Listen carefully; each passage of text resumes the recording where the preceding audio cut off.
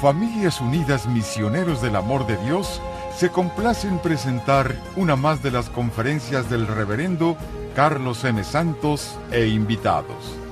Dispónganse a participar y disfrutar de estos mensajes de crecimiento espiritual, formación humana y superación personal. Hay un punto muy interesante que quiero desarrollar el día de hoy en esta conferencia. Y es el hecho de, voy a dar un curso después sobre, ya hablé algo en otro curso anterior, sobre de veras qué enseñaba Jesús. No que hemos interpretado nosotros a través de 2000 años, porque hemos cambiado el cuento muchas veces a como nos ha dado la gana. 2000 años hemos tenido para distorsionar el mensaje de Cristo. Pero si nos metemos a leer despacio y meditar la palabra de Dios, van a encontrarse que Cristo muchas veces predicó o enseñó una cosa, a veces no exactamente igual a la que nos han enseñado en algunas religiones. Y una de ellas, ¿se acuerdan ustedes? El núcleo de las enseñanzas de Cristo, con lo que Él empieza a predicar, es el Sermón de la Montaña, las bienaventuranzas. Lean y mediten muchas veces en su vida, por favor, las bienaventuranzas en Mateo 5. Porque allí dice Cristo cuál es su mensaje, cuál es el cambio que Él viene a traer a la sociedad y a la gente. Allí Cristo dice, miren, esto es lo que yo les vengo a hablar, esto, a eso vine al mundo, a enseñarles esto, que era muy contrario a lo que los judíos pensaban o la gente del mundo en general pensaba en aquel entonces. El mensaje de Cristo está en las bienaventuranzas. Y comienza Jesús con bienaventurados los que, o dichosos los que, o felices, cada Biblia traduce a veces diferente, pero es lo mismo. Dichosos los que, y comienza con los primeros. ¿Cuál es la primera bienaventuranza que Cristo menciona en la que pone más énfasis? Dichosos los pobres de espíritu. Grábense esa palabra porque sobre esa vamos a hablar en los siguientes momentos. Dichosos, felices, agraciados, salvados sean. Todo eso es sinónimo de lo que Cristo quería decir. Así deben de ser. Esto es lo que les vengo a enseñar. Dichosos los pobres de espíritu. Es curioso, pero muchas veces nos han enseñado y hemos creído que Cristo habló de la pobreza material, pobreza de lana, de dinero. Se van a llevar una sorpresa esta noche. Cristo no habló de ser pobre de dinero. No era ese su mensaje, ni mucho menos el centro de su mensaje. Lo dice muy claro, dichosos los pobres de espíritu, porque de ellos es el reino de los cielos. Jesús no propuso a sus seguidores la pobreza material, salvo raras excepciones, ahorita les voy a explicar. Jesús habló e insistió de la pobreza del espíritu, que significa estar desapegado de las cosas materiales. No estar enamorado, no estar dependiente de las cosas materiales. Jesús, de acuerdo a la sociedad de aquel entonces, donde Él vivía, donde Él se encarnó, ¿Jesús era pobre o era rico? Ay, chiquitos. Les voy a pasar algunos textos para que ustedes se fijen. Dice en Mateo 11, 18, dice así Jesús: porque vino Juan, que ni comía ni bebía, y dijeron que tenía un demonio adentro. Pero vengo yo, viene este hombre que sí come y sí bebe, y dicen, es un comilón y un borracho, amigo de recaudadores y de incrédulos. Los recaudadores eran los ricachones, los lanudos de aquel entonces, los cobradores de impuestos. Amigo de esos Jesús. Fíjense cómo Jesús era amigo de los ricos, por supuesto también de los pobres. Pero se fijan cómo, y es lo que les voy a explicar esta tarde, para Cristo la riqueza o pobreza material le importa un comino. Él no ve a las personas por lo que tengan o no tengan, Él los ve por lo que hay en el corazón. Y Cristo sí predica y enseña la pobreza de espíritu. Jesús se juntaba con ricos y se juntaba con pobres. Pero no había ninguna diferencia. Iba a comer con unos e iba a comer con otros. Voy a pasar más textos. El estilo de vida de Jesús, como él vivía, para como se viene en aquel entonces, era un estilo bastante ordinario. Nada que dijeras tú muy pobre, tampoco podías decir muy rico, no, pero era ordinario Jesús. Lean cuando tengan tiempo Juan 19:23. Su ropa, en ese texto, su ropa era fina. Es cuando lo crucifican a Cristo, dicen que le quitaron su túnica, su ropa.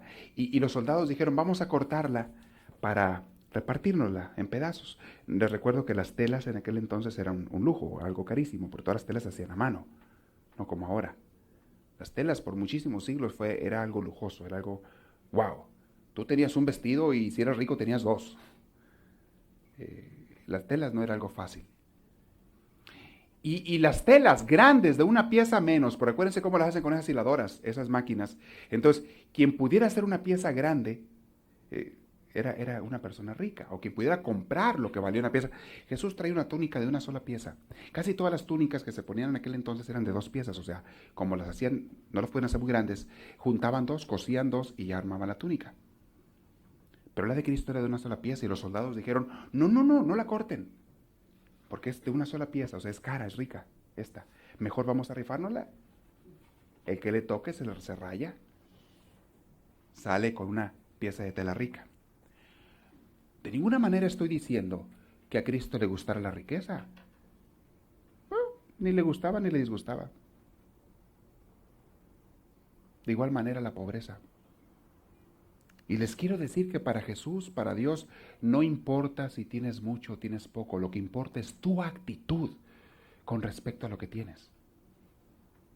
Si tú tienes mucha riqueza, mucho dinero, pero eres sencillo, eres humilde y lo compartes con los necesitados, tú eres un auténtico pobre de espíritu, como Cristo quería. Pero si tú no tienes ni en qué caerte muerto, no tienes a veces ni un peso. Pero te crees muy salsa. Te crees mucho. Ves a los demás por debajo. Y ese peso no lo sueltas ni aunque te ahorquen. No compartes nada con nadie. Tú eres un rico de espíritu, los que Cristo no quiere. ¿Me explico? La cantidad de riquezas no hace diferencia para Dios. Y van a ver a dónde voy con esto. A invitarlos a ser auténticamente cristianos, haciendo lo que de veras Cristo quiere que hagamos. Sus amigos más íntimos muchas veces eran personas ricas de Jesús. Lázaro, Marta y María eran personas de dinero. ¿Cómo sabemos que eran personas de dinero? Porque tenían una tumba. Y en aquel entonces nada más los ricos podían comprar una tumba. Donde enterraron a Lázaro, ¿se acuerdan? Nada más los ricos podían comprar una tumba.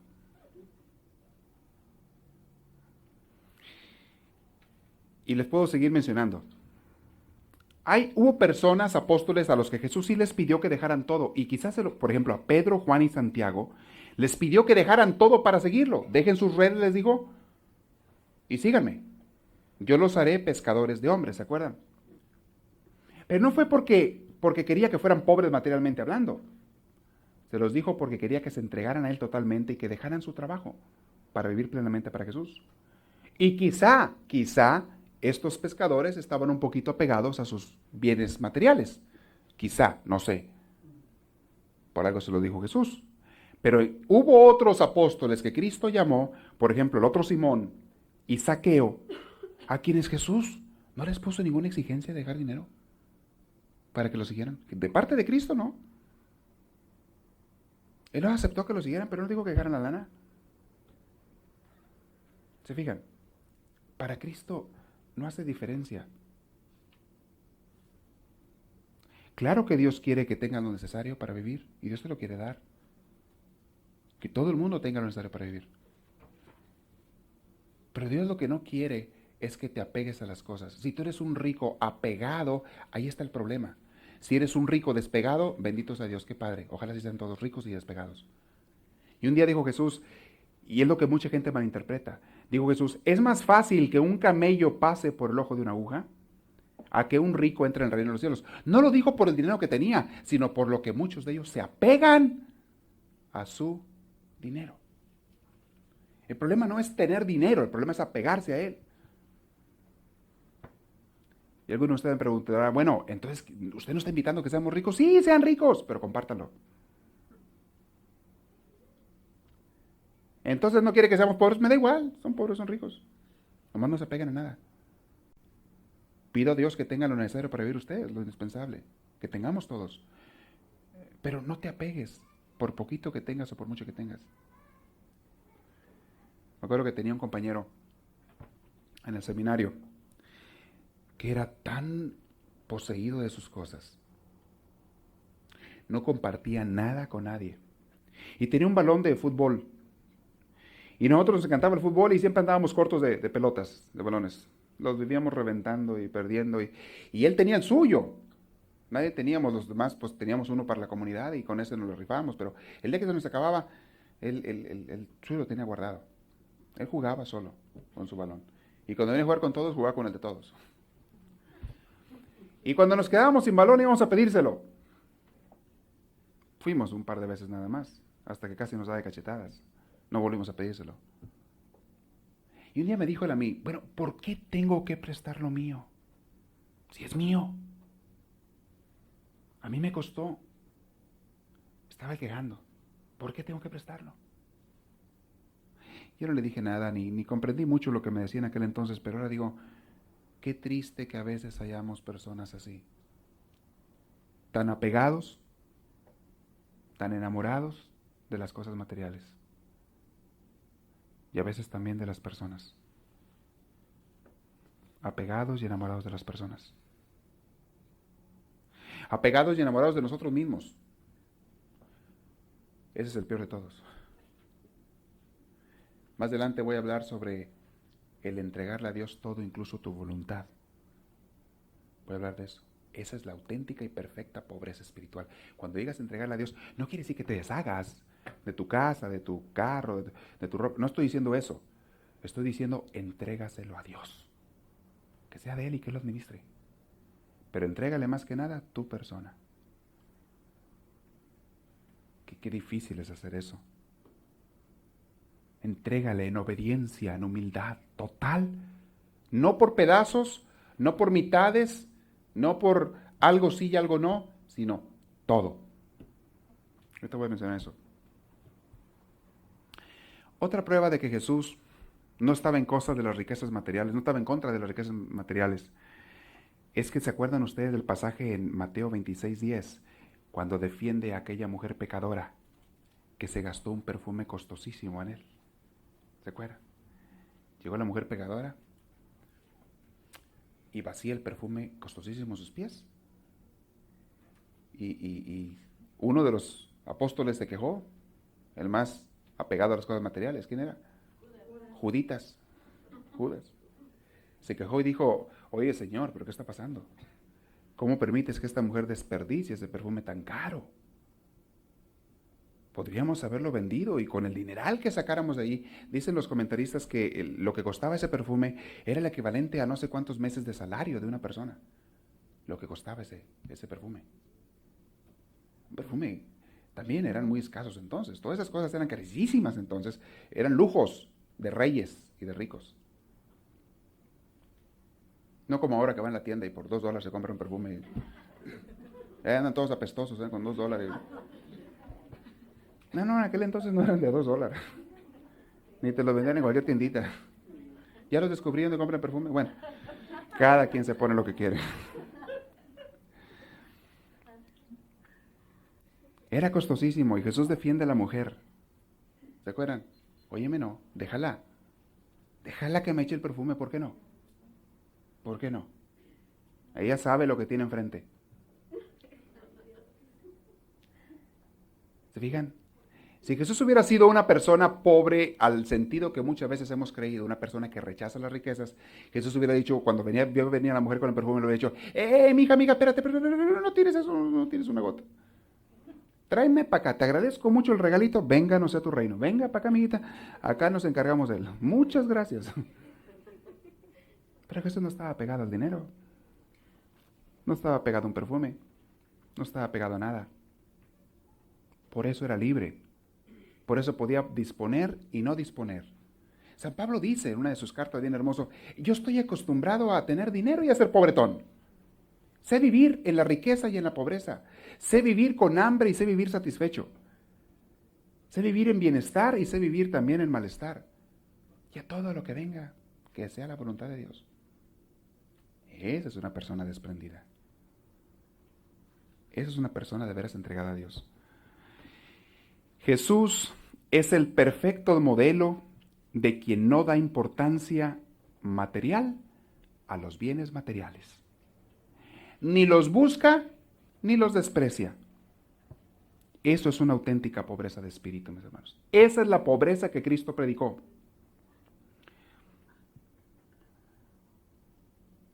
La cual, esta pobreza de espíritu, es la primera, como les dije, de las virtudes. Lo que Jesús está predicando con sus palabras y acciones no es la renuncia, fíjense bien, no es la renuncia a tus bienes materiales, sino el desapego total, no parcial, total de las cosas materiales. Que si tú tienes algo en tu casa, muy valioso o no valioso, que no te apegues ni siquiera tantito a ello. Un desapego total de las cosas materiales. El problema no son las cosas materiales que poseemos, sino aquellas que nos poseen. Ese es el problema.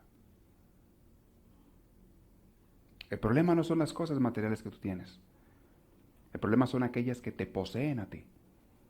¿Y se han fijado cómo hay gente que es poseída por su carro, por su vestido, por su vajilla de lujo? Hay gente que es poseída por su alfombra nueva. Hay gente que es poseída por un vestido, por unos zapatos. Hay gente que es poseída por su hobby, por su deporte, por su televisión. No eres tú el dueño de ellos son los dueños de ti. Te dominan. Te morirías si los perdieras. Casi te morías. Desapego total significa entregarle todo, óigame bien la palabra todo porque la pongo con mayúsculas, todo a Dios. Estas cosas que nos poseen son las que nos envuelven como la hiedra venenosa, esclavizándonos y ahogándonos en nuestros corazones. Estas cosas que nos poseen son como la hiedra venenosa, nos esclavizan y nos ahogan los corazones. Una persona que está enamorada de sus posesiones es una persona esclavizada. No es libre. Hay personas que no son capaces de salir a ningún lado a pasearse porque no quieren dejar la casa sola.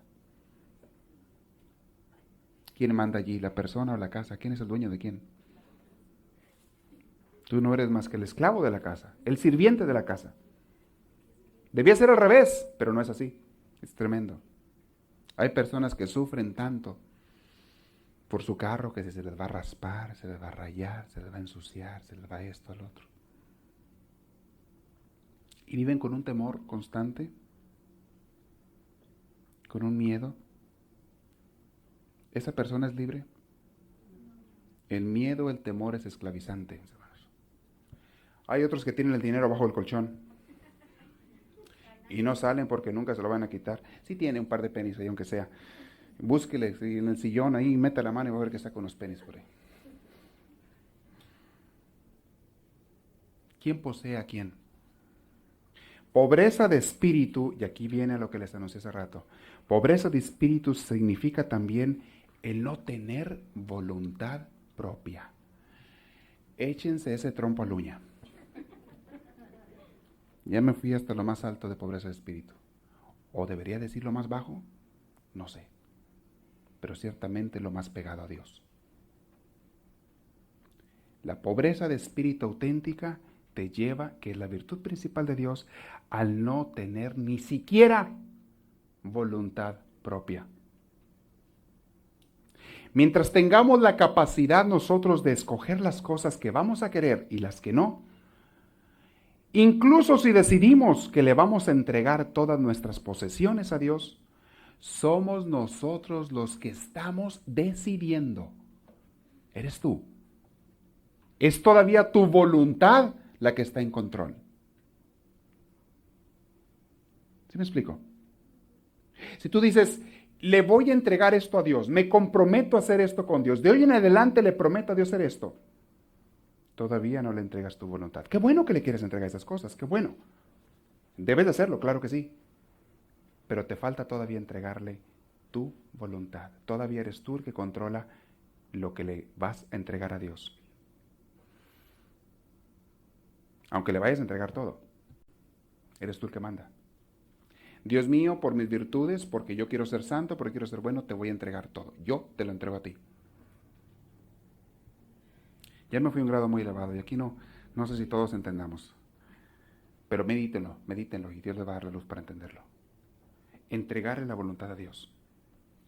La beatitud de la pobreza que Cristo proclama solamente podrá ser real y completa en nosotros cuando le hayamos entregado toda nuestra voluntad. Y oigan esta frase, aún la voluntad de ser santos. Les dije hace rato, como decían en mi rancho, échate de trompo a la uña, a ver si puedes. Aún tu voluntad de ser santo es algo que le tienes que entregar a Dios. Bueno, ¿qué quiere decir? ¿Que no voy a tener voluntad? No, sí vas a tener voluntad, pero no la tuya. ¿La de quién? La de Dios. Donde hay dos voluntades hay conflicto, hay tensión, hay estrés, hay lucha, hay pleito. Y allí estamos la mayoría de los cristianos, con dos voluntades, la de Dios y la mía. Y yo tratando de hacer lo que Dios quiere y más o menos convencerme de que si lo obedezco o no lo obedezco. Más o menos estoy como que sí le hago caso, pero no le hago caso, pero batallo mucho, pero sí le entrego o no le entrego. Dos voluntades, la de Dios y la mía. Y por más que tenga buena voluntad, está allí mi voluntad, no se le he dado. Ya me metí a las partes más místicas de Santa Teresa de Ávila. Voy a tratar de explicarlo mejor, más despacio todo esto. Y al rato va a haber preguntas para que hagan. San Agustín dice que la paz no es la ausencia de actividad o de esfuerzo, sino la tranquilidad en el orden. Donde hay orden hay paz. Donde hay desorden hay mucho conflicto. Me refiero en primer lugar a tu vida personal e interna y externa también. Si hay orden en tu vida, hay paz. ¿Orden en qué? ¿En todo? Orden en el comer, orden en el vestir, orden en el dormir, orden en la disciplina que te pones, orden en todo. Donde hay orden hay paz. Donde hay desorden hay tensión. Dígase lo mismo de la familia, claro. Una familia donde hay un orden, que todos seguimos en la casa, hay paz en esa familia. Pero una familia donde cada quien hace lo que le da la gana, eso pasó con los muchachos esos que mataron a otros en esa escuela. Cada quien hace lo que le da la gana, para no batallar, para no tener problemas con los hijos. Pues déjalos que hagan lo que quieran, al cabo no es tan malo lo que están haciendo, están viendo la tele. Déjalos que vean lo que quieran, pues me dejan de molestar, ya no me canso. En vez de andar lidiando con ellos, que se pongan a ver la tele. Dales que vean lo que quieran. ¿Qué tanto? Como quieran lo van a ver, dicen algunos papás. Como quieran lo van a ver. Como quieras, si no se lo enseño ahorita, pues lo van a aprender después. O sea, es que vean. Déjenlos. Órale. Cría cuervos y te sacarán los ojos. Donde hay orden hay paz, tranquilidad. Y dice San Agustín también, donde hay orden hay paz, aún en medio de un activismo fuerte. Puede ser muy activo, muy trabajador, pero con orden. Hay paz. Y les digo otra cosa, donde hay una sola voluntad, hay orden. Pero la voluntad esa tiene que ser la de Dios. Hay orden. El no tener voluntad propia es ser totalmente pobre de espíritu. Y les dije hace rato, no significa que no tiene voluntad, sino tener una sola voluntad. ¿Se han fijado cómo a veces se predica en los matrimonios, en las bodas, se habla de que ya no son dos, sino son uno? ¿Recuerdan? Parafraseando las citas bíblicas, ya no son dos, ahora son uno. Ese es el ideal. Que marido y mujer tengan una sola voluntad. Que se aman tanto, que tienen una sola voluntad. Porque los dos se procuran hacer feliz uno al otro. Pero ¿qué tenemos en la realidad en muchos matrimonios? Que tenemos dos voluntades. Peores aquellos matrimonios o familias donde tenemos tres voluntades. La de papá, la de mamá y la del chiquillo que manda la casa, que manda en la casa. Porque hay casas donde el que manda es el niño, no los papás. Y le estoy hablando del niño de 3 años, no estoy hablando del niño de 20. El niño de 3 años es el rey, el dueño de la casa, muchas veces, en algunas casas que están totalmente desordenadas. Lo que diga el niño se hace. Si el niño quiere ir a comer McDonald's, no vamos a comer donde queramos nosotros, vamos donde el niño quiere, vamos a llevarlo allá. Porque si no, hace un berrinche. Y para que no haga el berrinche, o sea, es como él domina a los papás, pues vamos a darle. Ya sé que es comida mala, ya sé que no le nutre igual, pero para no batallar y para que se haga lo que él quiere. ¿Quiere el niño juguetes? En capricho con él, se lo compran. ¿Quiere el niño irse a dormir? Se va a dormir. Si no quiere dormir, no se va a dormir. ¿Quiere el niño comer? Come. Si no quiere, no come. Ahí manda el niño. En esas casas a veces no hay 3 voluntades, hay nomás una, la del niño. Los papás son los sirvientes, los esclavos del niño. A veces no es un niño, a veces son más de un niño. Ya no se las quiero contar esas casas. El desorden total que se da allí. ¿Cómo un niño chico va a tener la capacidad de ordenar un hogar? No sabe ni ir al baño el pobre ingrato y quieres que ordene una casa. Y fíjate que sí. Hay niños que ordenan las casas. Bueno, desordenan más bien la casa. Padres que no tienen la capacidad o la preparación para llevar y educar a los hijos. Pero hablando del interior de uno y de la vida espiritual, es lo mismo. Si no hay orden en tu casa interior, no hay paz. Y aquí vamos a descubrir algunos de nosotros que la raíz y el motivo de la falta de paz es la falta de orden. Pon orden. Oye, Dios tiene una ley muy hermosa, que es la ley del amor, la ley del respeto, la ley de tener una disciplina. Y en la casa todo el mundo tiene que tener disciplina. El niño chiquito hasta el niño mayor o niña mayor, y papá y mamá también tienen que tener disciplina. ¿Cómo no? Ok, ellos pueden hacer lo que les da la gana. ¿Qué ejemplo le van a dar a los hijos? Y una disciplina por orden. No estamos hablando de disciplina militar. Estamos hablando de tener un orden en la casa. En todo. Responsabilidades, trabajos, obligaciones, todo. Horarios, todo. Hay una gran diferencia entre entender lo que significa ser pobre de espíritu y entre el vivirlo y el vivirlo. Yo les pondría como tarea para que se hagan un mini retiro o su oración de un día. Escriban en una hoja una lista de las cosas a las que tú estás apegado. ¿Y cómo sé si estoy apegado a una cosa o no? Muy fácil. Imagínate que te la quitan, que te la roban o que se muere. ¿Cómo te sentirías? Ahí sabes. Ahí sabes si estás apegado o no. Fácil, fácil, fácil, fácil. Piensa en las cosas que tienes en tu casa. Imagínate que llegan y te la roban. Un día que no estás, te fuiste, te la robaron. Sea lo que sea. ¿Te dolería? ¿Qué tanto te dolería? Ahí sabes qué tanto apegado estás. Saca tus conclusiones. Y miren, uno no se da cuenta, pero se va uno pegando tan fácil a las cosas. Todos caemos en eso. No se da uno cuenta. Hasta el momento en que ya no eres tú el dueño, ellos son los dueños de ti. Vives y trabajas para ellos.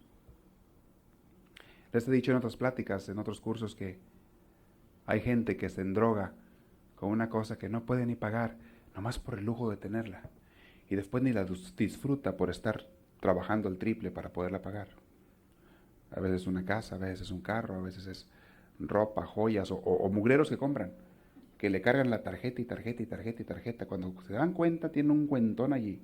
Y ahora sí hay que trabajar como burros para poder medio pagar o abonarle a eso. Oye, ¿te trajo placer esa compra? Sí, un placer de 5 minutos. Y un dolor de años. ¿Vale la pena comprar tanto mugrero? Y son las mismas gentes que de repente oyes decir, no tengo dinero. Pues, si no tienes dinero, ¿qué andabas haciendo en el mall entonces? ¿Qué tienes que hacer allí? Oye, vete a un parque, por amor de Dios, vete a la playa, vete a otro lado, vete a un juego, vete a... Hay tantos lugares donde puedes ir sin gastar mucho y en algunos sin gastar nada. ¿Qué tienes que andar haciendo en las tiendas? Ahí andan, en el Kmart, en la Pulga los fines de semana. Otros garachando por allá. No tienen dinero, pero se van a garachar. A ver qué me encuentro. Madre santa. Y luego tienen la casa llena de triques y de mugres. Y no hayan que hacer con todos los triques que tienen ahí. Luego ellos ponen su garacheo. Sí. Qué bárbaro. Yo aquí hago mi agosto, porque les digo a ustedes, tráiganme sus triques y aquí hacemos el garacheo. Es que verás, se va llenando la casa y luego no hay ni dónde poner las cosas. Y no importa de qué tamaño te compres la casa, la llenas. La llenan. Y mientras más grande, más triques le meten. Pero Dios mío, qué apego tenemos a las cosas materiales. Parecemos hormigas, nomás junta y junta y grano y almacene y almacene y almacene. Más que la hormiga las usa y uno lo más se le enmohinan ahí, se le entelaraña las cosas. ¿Pueden ustedes creer que hay gente que de repente abre su closet o abre tal parte del garage y se encuentra con cajas o cosas que compraron en la tienda hace 3 meses todavía en su paquete original? Y no se acordaban que las habían comprado. Hay gente que compra cosas y se le olvidan por ahí lo que sea, y meses después se le encuentra y nunca le estrenaron. Ropa, vestidos, zapatos. Entonces, ¿por qué lo compraron? No era por necesidad, era por apego, por diversión, por vicio, por tratar de crearse un poquito de placer momentáneo que después te trajo mucho dolor con las deudas. Refrénense de comprar, refrénense de apegarse, por favor. Refrenémonos. Ya les he dicho muchas veces, no lean ni siquiera abran la sección del periódico del domingo que está llena de especiales. Es esa parte es la parte más bonita del periódico, ¿eh? Papel glossy, papel de ese brillante, fino, el papel bonito, todo a color, full color. Todo lo demás periódico es blanco y negro, horrible, todo el cochino periódico. Pero esa parte de lo que te venden, miras qué bonita viene. Óyeme, esos son puros psicólogos los que te hacen eso, saben cómo manipularte. Se te van los ojitos. Se te van los ojitos esa parte.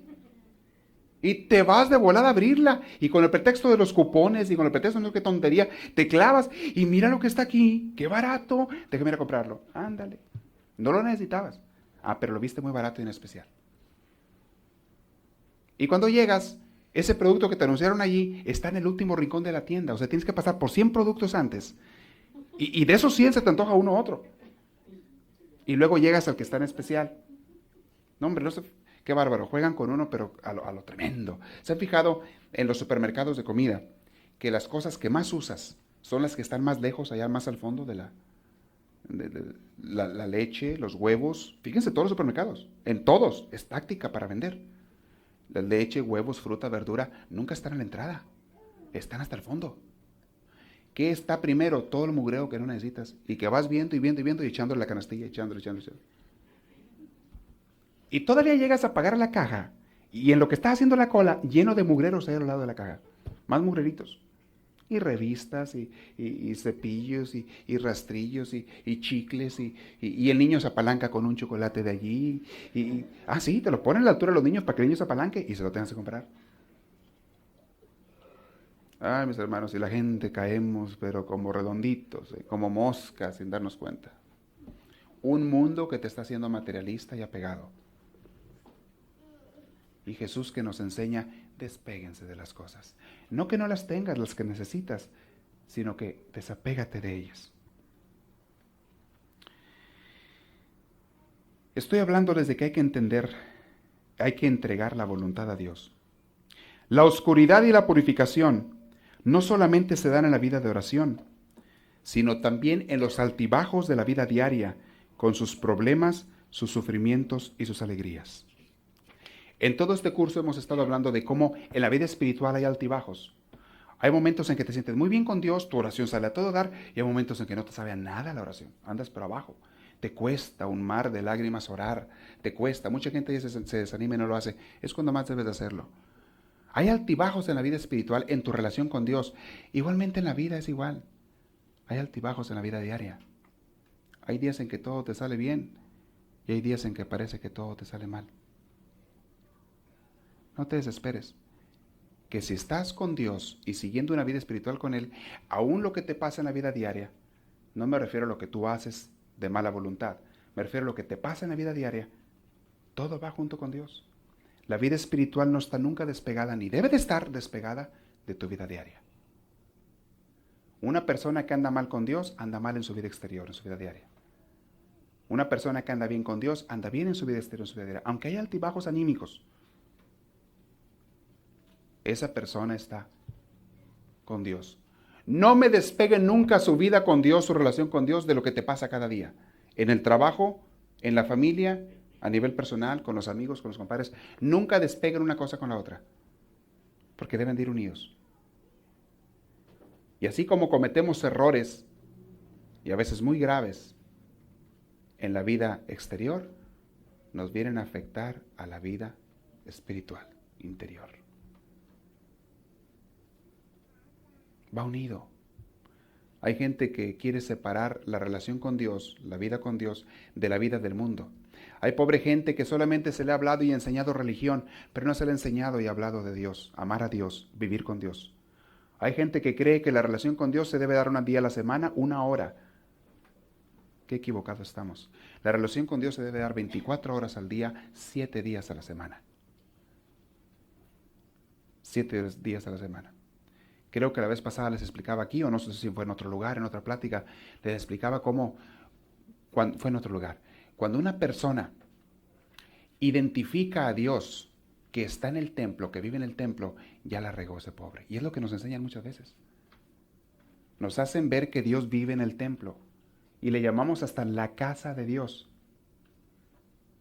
Y yo les pregunto, ¿Dios de veras vive en el templo más que en tu corazón? A Dios no le interesa un templo. A Dios le interesa tu corazón. El templo puede ser santo, sí, porque es un lugar consagrado a Dios. Pero un templo santo, sin gente, no sirve para nada. Lo pueden tirar a la basura. Un templo con gente. Ahí estamos hablando de auténtica santidad. Ahí estamos hablando de que Dios está presente. Dios está en sus hijos, en la gente, en el corazón. ¿Dónde habita más Dios y dónde quiere residir más? ¿En el templo o allí en tu corazón? Entonces Dios está más en el trabajo cuando tú estás allá que en el templo, ¿no es así? Y cuando vas al templo, ahí está Dios en el templo, ¿no es así? Es bueno hacerle templos a Dios, pero no son para Dios, son para uno. ¿Para qué nos hacemos tontos? El templo lo hacemos para que la gente tenga su lugar de oración, y está muy bien, no tiene nada de malo, pero lo hacemos el templo para que la gente tenga su lugar de oración, su lugar comodito, las banquitas comoditas, si se puede con climita, mejor, que esté así con alfombrita, pues todavía mejor. ¿Tú crees que Dios necesita clima? ¿Crees que Dios necesita alfombra? ¿Crees que Dios necesita bancas? ¿Crees que Dios necesita un techo para guarecerse, para espantarse el agua o el sol? ¿A Dios le afecta el agua cuando llueve o qué? Los templos no son para Dios, la verdad de las cosas, son para uno. Y está bien, no tiene nada de malo. Mientras no perdamos de vista que lo que vale es tu relación personal con Dios. Porque si entiendes bien esto, entonces toda tu vida, todos los días vas a estar en contacto con Dios, allá donde estés. Y vas a orar. Hay gente que no sabe orar si no es en el templo. Pobrecitos, tan fritos esas gentes, tan fritos. Porque no han reconocido a Dios donde está, donde de veras está. Hay gente que no se acuerda de Dios y no va al templo. Qué bueno ir al templo y qué bueno que el templo nos recuerde de Dios, es cierto. Y sobre todo la grandeza del templo es la comunidad, que nos reunimos en comunidad para la celebración. Eso está muy padre, muy a todo dar. Eso es lo importante del templo que no vas a encontrar en la calle muchas veces. Pero si hablamos de encontrar a Dios, hermano, no le busques muy lejos. Dios está en tu interior. Allí está el templo auténtico de Dios. Decía San Pablo, ¿qué no saben ustedes que son templos del Espíritu Santo? Lean las cartas de San Pablo, cartas Romanos, Gálatas, todas las cartas. Insiste mucho en que somos templos de Dios. Muy pocas veces, o quizá nunca, San Pablo habla, ni Jesús, de que tienes que ir al templo. Jesús mismo no iba al templo, más que de vez en cuando. Y cuando iba lo corrían. ¿Te han fijado en eso? Y no es que Cristo no reconociera el templo, porque le llegó a llamar la casa de mi Padre. ¿Se acuerdan? La casa de mi Padre ustedes la han convertido en una cueva de ladrones. Era un templo judío. Para que vean que Cristo, cualquier casa consagrada de veras a Dios, le llama la casa de su Padre. Sí le daba su lugar al templo, claro que sí. Pero también nos enseñaba que lo principal no es ir al templo, lo principal es vivir su mensaje. Vivir su mensaje, vivir su ejemplo. Y en el templo es donde nos reunimos, insisto, la comunidad. Qué bueno que vayamos. Pero no pongan nunca nada material por sobre Dios que habita en ti. Nada material. Ni templos, ni cosas sagradas, ni cosas santas. Un día me acuerdo de cuando estaba niño, me metía monaguillo en la iglesia. Y estaba ayudándole al Padre y no sé qué hice, era cuando todavía había un respeto exagerado por los... Y se le llamaba, y todavía se le llama así muchas veces, vasos sagrados. El cáliz y el copón. Y está bien que eso se les dé su lugar, se les dé su respeto a esos, al copón y al cáliz, porque son usados para la consagración. Está bien, no hay problema. Pero me acuerdo que yo agarré, queriendo ayudar, no sé, en la sacristía, un cáliz para llevarlo para allá, y me pega de gritos una señora. ¡No hagas eso! Me asusté, casi lo tiro. ¿Qué pasó? O sea, yo me quedé asustado, así atemorizado. ¿Qué hice? ¿Qué no sabes que no debes de tocar esos vasos? Nomás el Padre lo puede hacer. Ay, me dio un remordimiento de conciencia. Sentí que había ofendido a Dios hasta lo más profundo del alma de Dios. Sentí que Dios me iba a matar, me iba a mandar un rayo en ese momento. Así me sentí. Que Dios me iba a quemar vivo allí por haber tocado un cáliz. Por muchos siglos. Una mujer no podía tocar un cáliz, un copón. Cállense. Era excomulgada casi. Casi excomulgada. Una mujer no podía subirse al presbiterio. Ahora hasta se sienta en la silla del Padre, ¿verdad? Pero en aquel entonces no podía subirse. Sí, me tocó una vez en una parroquia donde estaba con otro padre, era seminarista, y salió el padre de la sacristía a celebrar la misa muy a gusto, salió y se encuentra una señora sentada ahí en su silla, ahí arriba. Era la loquita del pueblo. Estaba sentada. ¿Qué, padre? Y aquel se le queda viendo. Así como que con permiso, ¿verdad? Ya el canto de entrada y todo. Y la señora, vengo a que me confiese. Ahorita confiéseme allí. Casi le decía, ínquese aquí para un lado mío para... Bueno, le metían a uno cada idea, cada tontería de idolatrar, porque no es otra cosa más que idolatría. Idolatrar los vasos, idolatrar el templo, idolatrar el presbiterio, idolatrar la escalera, idolatrar la ventana, idolatrar. Que llega un momento que uno lo hacen tenerle miedo a Dios. Como a mí me pegaron el susto de la vida. Oigan, yo anduve con remordimiento de conciencia por días, casi ni dormía. Me acuerdo que estaba con angustia, cómo ofendí a Dios por haber tocado ese vaso, ese cáliz. Yo estaba con la angustia, por días me pusieron una carga pesada sobre la espalda. Como decía Cristo, ponen cargas pesadísimas sobre la espalda de la gente. ¿Ustedes de veras creen que Dios se iba a enojar porque yo agarré el cáliz? No, hombre, al contrario, estaba feliz Dios de que quería yo ayudar.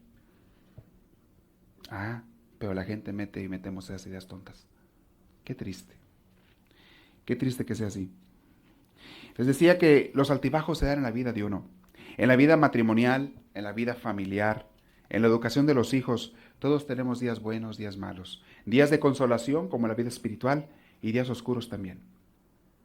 Les hablaba de los flotadores de Dios. El que flota en la mar de Dios vive de cosas inesperadas. En las clases pasadas de este curso les dije yo que aquellos que de veras aceptan la voluntad de Dios y viven por la voluntad de Dios son como el flotador en el agua, ¿se acuerdan? Que no nada, flota y se deja llevar por el agua. Se deja llevar por Dios, se deja llevar por la vida. Venga lo que venga, es de Dios. Llueve, está nublado, está soleado, me lleva. Sabe el flotador del mar que no le va a pasar nada. Que Dios no lo va a estrellar contra una roca. Y a esa persona le pasan muchas cosas inesperadas.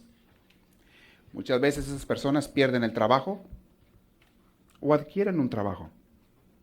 Se enferma a alguien, se alivia a otro, se muere a alguien o sufre un accidente. Pasa en la vida de esas personas entregadas a Dios, como pasa en cualquier vida, pero son personas que dicen, en todo momento Dios está conmigo y yo estoy con Él. En todo momento. Hay días, les insisto, que todo sale bien. Hay días que todo sale mal. Pero un flotador en la voluntad de Dios, para él siempre reina la paz y la confianza, porque tiene una verdadera fe.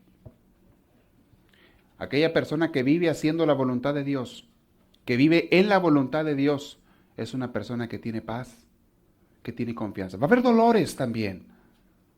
Cristo mismo sufrió muchos dolores. Va a haber dolores. Va a haber traiciones, va a haber cruces, pero siempre va a reinar Dios. Y al final va a ganar Dios. Es lo que quería que este día nos quedara claro. Es lo que quería que en este día viviéramos, estuviéramos en ello, empezáramos a vivir. En este curso de aridez espiritual que dimos y lo que estamos aprendiendo es eso, a ser flotadores en el mar de Dios, a ser personas confiadas en Dios, a ser pobres de espíritu. Un pobre de espíritu es libre. Un pobre de espíritu cuenta totalmente con la presencia de Dios. Un pobre de espíritu podrá tener muchas pertenencias, pero no está pegado a ellas.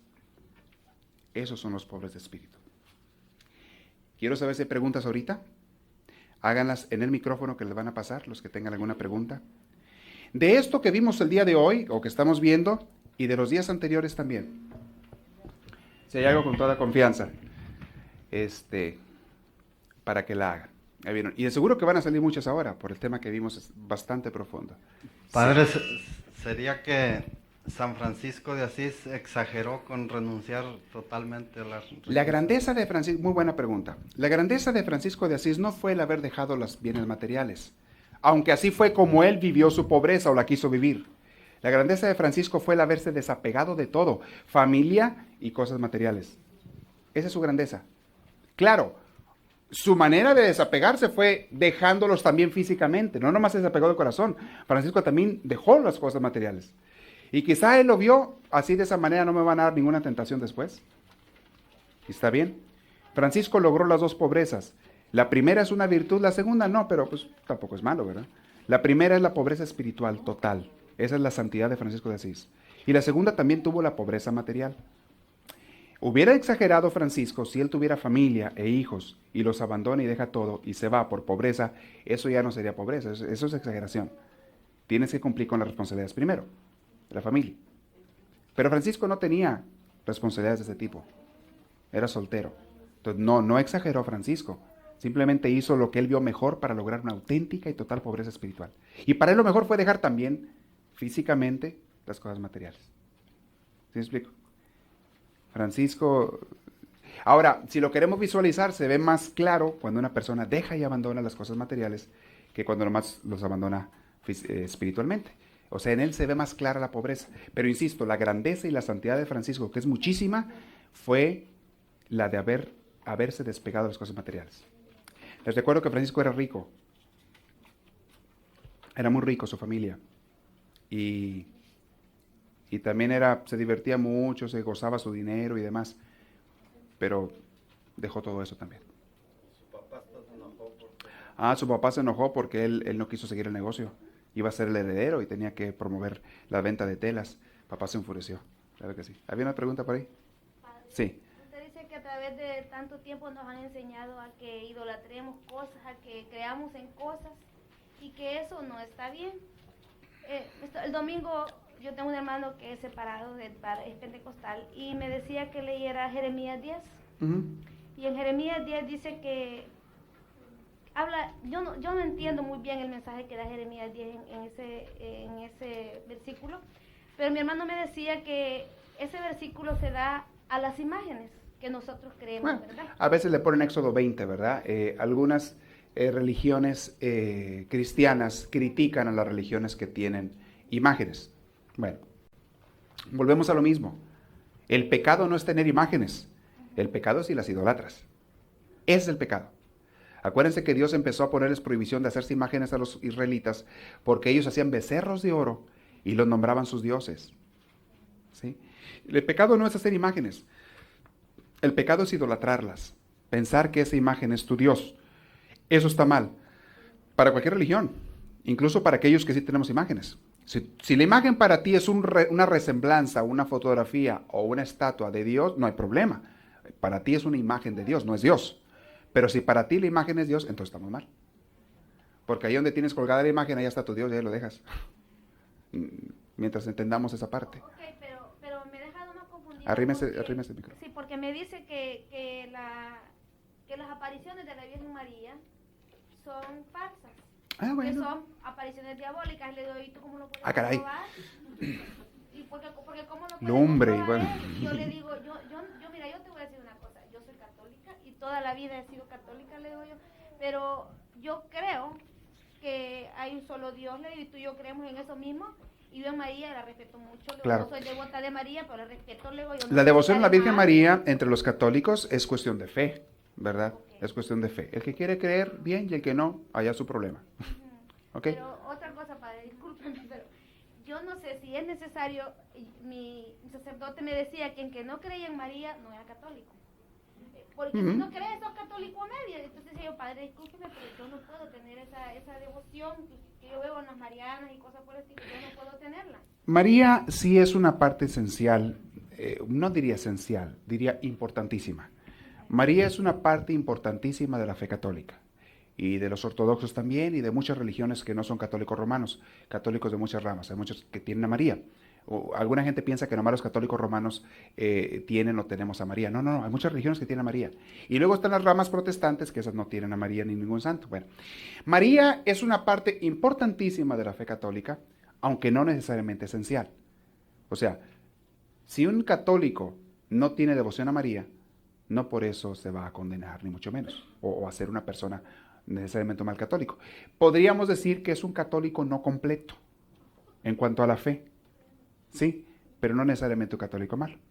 Dentro de la fe católica, para aquel que cree, porque dentro de la fe católica sí, María es una parte muy, muy importante de la fe. Pero no se trata de condenar a nadie. Usted puede invitar a quien quiera a tener fe, pero nunca condenar a nadie porque no la tiene. ¿Sí? La diferencia. ¿Alguien más? Sí. Yo digo que he entregado la opción. He ¿Cómo? entregado mi voluntad a Dios, pero a veces siento que hago mi voluntad propia. ¿Cómo puedo saber si estoy haciendo la voluntad de Dios? A ¿Estoy veces haciendo mi sabemos propia personas o voluntad? hay personas que le entregamos la voluntad a Dios a ratitos. Oh, Y cuando menos nos damos cuenta ya la agarramos otra vez. ajá. ¿Y cómo le hago para corregir eso? Práctica. Pura práctica. Hacerlo una y otra vez, entregarle siempre la voluntad de Dios, a Dios. Y es bonito, es hasta divertido, es hasta edificante el darse uno cuenta que, caray, ya volví yo. Ya volví a meter las mías otra vez. Dios mío, perdóname. Ya volví a quitarte lo que te había entregado. Aquí está, Diosito. Es un momento de oración. O sea, Dios ve eso como muy bonito. Le agrada mucho ver la persona que está luchando por entregarle su voluntad. Dios se emociona, se goza con esas personas, porque esas personas son los que más le demuestran que lo aman. Okay. También usted decía que en todo momento pidiéramos al Espíritu Santo. ¿Es parecido, Padre? Cuando siente uno que lo pierde, ¿lo vuelve a pedir? Sí, claro, Ok. definitivamente. Gracias. Definitivamente. Aunque si uno hubiera entregado la voluntad ya totalmente a Dios, nunca perdería el Espíritu Santo. Porque nunca haría su voluntad, haría siempre la de Dios. Y la persona que siempre hace la voluntad de Dios jamás pierde el Espíritu Santo. Va junto. Cuando empezamos a meter nuestra cuchara es cuando la regamos. Ahí cuando la regamos, sí. Padre, cuando uno se siente que es fuente de conflicto para hacer la voluntad de Dios, es ayuda y es positivo y sano el que uno se ponga impotente y le pida a Dios en oración que le ayude a hacer la voluntad de Él, porque uno no puede Eso es lo mejor que puede hacer. Es lo mejor que puede hacer. Ese es el cristiano que está de rodillas. Con uno mismo. Pues, Claro. no puede. Pídale a Dios. La mayoría de nosotros batallamos para entregar la voluntad. Óigame, la mayoría de nosotros batallamos. Hay unos que ni siquiera a veces no hemos empezado a entregar la voluntad de Dios. Usted pídale, Dios mío, ayúdame, no puedo. No puedo. Constantemente te estoy reclamando lo que te di. Ayúdame, Señor, pídaselo. Y eso es una oración, pero profundísima. Eso en sí mismo es una oración perfectísima que Dios escucha y Dios le ayuda. Aunque al día siguiente le vuelva a agarrar, le vuelvo a pedir. ¿Y usted vive en oración? Vive toda la vida en lucha por amar a Dios más y más y más cada día. Esa es una vida de santidad.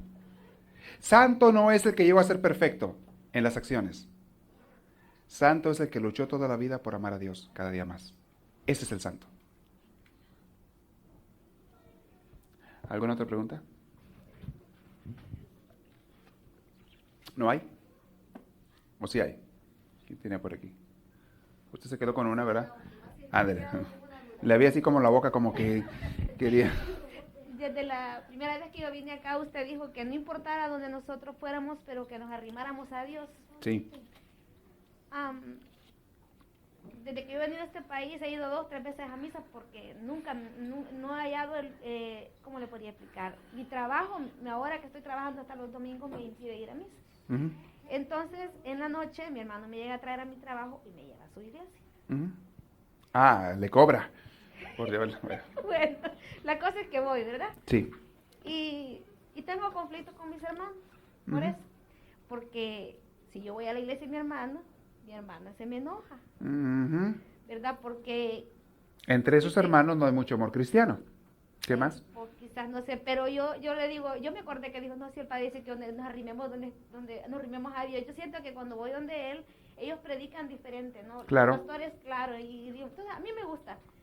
Pero, no sé, yo le digo a él, a mi hermano, que yo acepto a Cristo todos los días de mi vida. Claro. Todos los días yo te acepto, todos los días yo lo acepto. Y en su caso no le queda otra, porque no, por su trabajo no le queda más que hacer eso, como usted me está diciendo.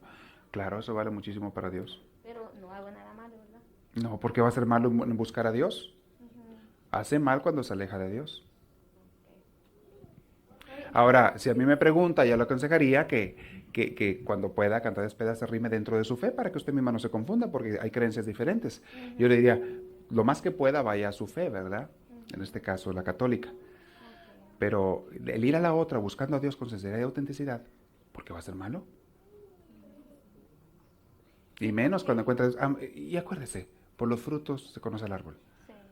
¿Qué le provoca a usted? ¿Qué le causa? ¿Qué le hace hacer el ir a ese templo? Salir con más amor a Dios y amor al prójimo, ahí está Dios. Pero si usted sale de allí, de cualquier templo, cualquier religión, la de usted o la de otros, si usted sale del templo indiferente, frío, nada pasó, no me diga que encontró a Dios. Ahí no estuvo Dios. O sí estuvo, pero no lo peló nadie. Todo el mundo estaba en otra cosa. Sí, y me decía un señor ahora que yo le digo que en nuestra iglesia nos enseñan que Dios está en cada hermano, en cada persona, ¿verdad? Sí. Y entonces me dice, ¿usted es católica? O sí. Es que eso solo nos enseñan en la iglesia católica. Y le digo yo, ¿por qué solo en la iglesia nosotros? Si en todas las iglesias tienen que enseñar lo mismo. Vaya a una iglesia que es separada y no le enseñan eso. Dicen que Dios es Dios y que Dios aquí, pero no le enseñan que en cada hermano está Dios, porque eso es basado en la iglesia católica, nada más enseña eso. Y bueno, que yo sepa, yo siempre he oído que tiene que ser así. No sé si las otras iglesias pasarán eso. Pues yo no le sé decir. No conozco a gran profundidad la teología y enseñanzas de todas las iglesias, no la conozco. Conozco así lo general.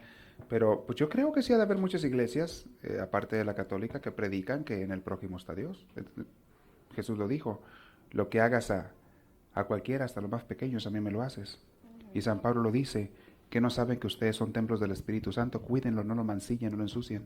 San Pablo lo dice. O sea, en varias partes lo dice, y ellos tienen la misma Biblia, es la misma Biblia. Yo pienso que mucha gente sí cree eso. Ya es cuestión de cada quien, ¿verdad? Sí, ¿hay otra pregunta? ¿Por ahí? Muy bien, entonces terminamos. Esperamos que esta reflexión les haya fortalecido en su progreso y crecimiento, tanto humano como espiritual. Para pedidos de CDs o más información, escríbanos a los Estados Unidos al P.O. Box 1000, Anaheim, California. Código postal 92815.